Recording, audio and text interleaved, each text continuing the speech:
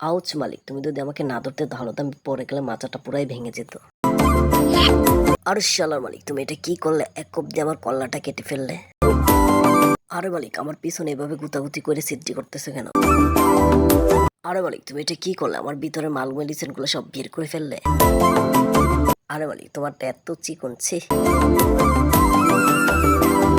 এই মালিক, আমাদের দেশকে কি বানাবে বলো তো?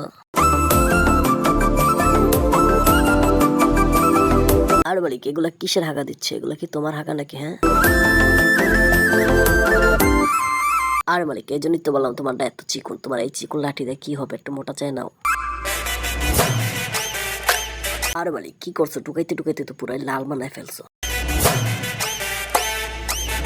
আরে মালিক, হইছে, থামো থামো, পুরাই রস বাড়ায় গেছে ও। আরে আরে মালিক, কি করতেছো? গুতাগুতি করে শান্তি হয়নি, এখন আমাকে কেটে ফেলতেছো।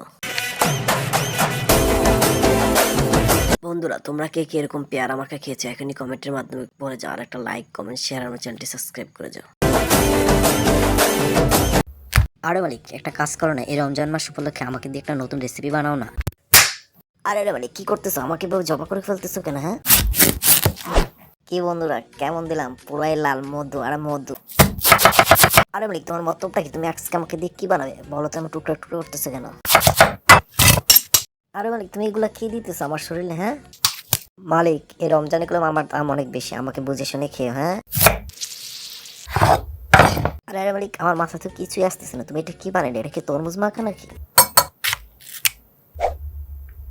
বন্ধুরা, তোমরা কি কখনো এরকম তরমুজ মাখা খেয়েছো? তাহলে এখনই কমেন্টের মাধ্যমে জানিয়েছো।